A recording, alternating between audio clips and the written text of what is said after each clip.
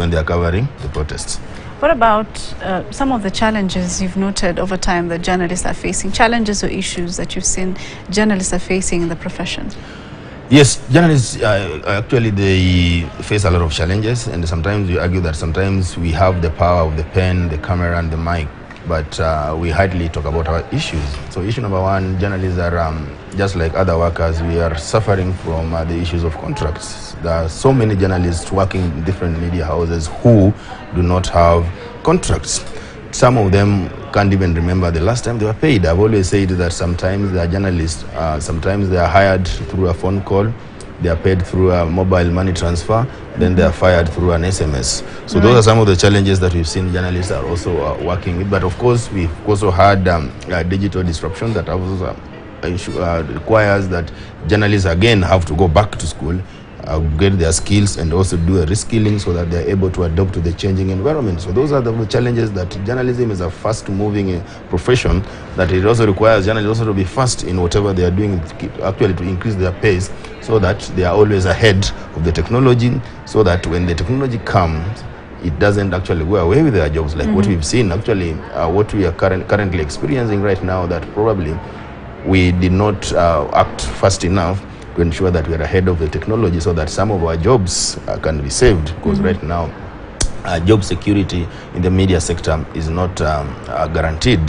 That, like I said, that we also deserve a decent job, so that when you report where you are supposed to reporting in the newsroom, you don't go there feeling insecure that maybe when you see your boss walking around with a brown envelope or a white envelope, you just start you're thinking that that envelope is being delivered to me because my last day and this company has finally come. So those are some of the challenges that right now the media sector, it is not stable. It is not stable because of technology disruption. You've got shrinking revenue, that of course when the revenues shrink, then that also has got an effect on jobs, because what happens is that when the company is experiencing some cash flow problems, the first casualty is surely the journalist. So those are some of the challenges areas. Of course, out there, the government is also not happy, because the government also will always want to have that push and pull with the media and ensure that they control. And we also see some of the policies, some of the laws that are enacted are geared towards ensuring that they control what the journalists are doing. So those are some of the challenges that we are having as journalists. Of course, this digital disruption is one of them, like you're talking about. But let's now talk about what KUJ does to protect the rights of journalists. Yes, KUJ, like I said from the beginning, the basic role of a union, without looking at anything, you make sure that you do collective bargaining argument for your members. So we do collective bargaining agreement for our members. Here Standard, we have a collective bargaining agreement between KUJ and the Standard Group. We have that with other companies, just to ensure that we improve terms and conditions of work for our members.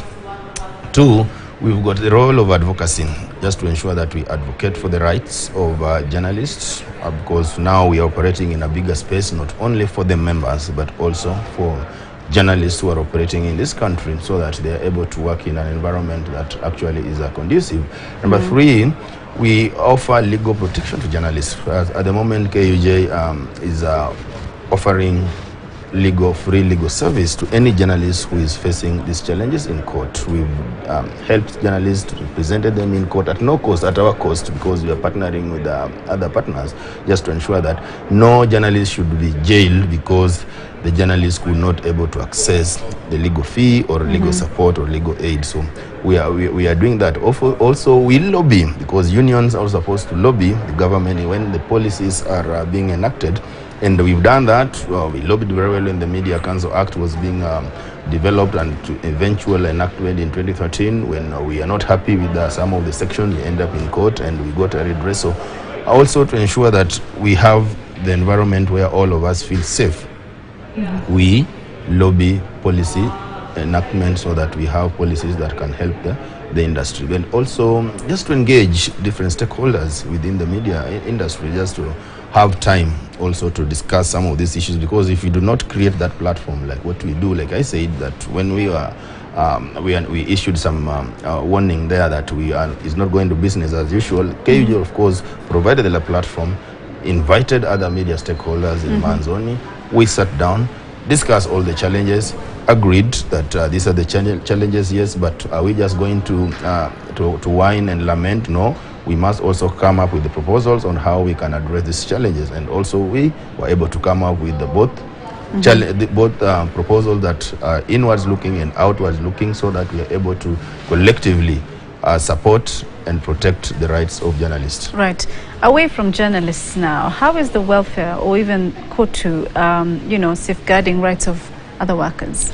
Yes, KOTU, like I said, is an umbrella body. That's a central organization of all trade unions in the country. So what we do, number one, we operate locally, whereby you are able to engage the government, you are able to engage the employers, so that we come up with the laws and the policy. I say that if you look at some of the labor laws that we have in this country, looking at the Employment Act, Labor Relations Act, Work Injury Benefit Act, Occupational Safety and Safety Act, Labor Institutions Act, all these 5 laws are actually very important because they have helped us to consolidate and have a better working environment in the country. And the KOTU in that sense engages the employers through the Kenya Federation of Employers and the government through the Ministry of Labor. They sit down, the 3 parties, where KOTU is there, FKE is there, Ministry of Labor is there. They sit down, they do the look at what is happening in the country in terms of labor movement.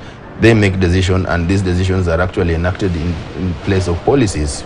KOTU was sat in the meetings where NSSF laws were being reviewed, just to make sure that we continue to protect the rights of workers and ensure that more contributions are made. KOTU was there in the NHIF when he was being transformed into a health insurance scheme, just to ensure that the aspects and the interests of workers are also taken into consideration when these laws are being enacted. And also comes with the policy. We have got social protection policies here, whereby KOTU also brings in an input that if we are coming up with this policy, this is what workers will want addressed. So that is the role of KOTU. And also, of course, KOTU also bringing together, I said we've got about 45 trade unions that coalesce around KOTU. So bringing together all these unions also brings some kind of unity and solidarity, so that when you say that Kenyan workers are supporting or against anything, then you have got the support of all the unions. And that is the work of KOTU, to bring together all these unions to speak with one voice and to push a common agenda, which is usually the rights and the privileges workers are supposed to enjoy. Right. Then how can an employer like government appreciate labor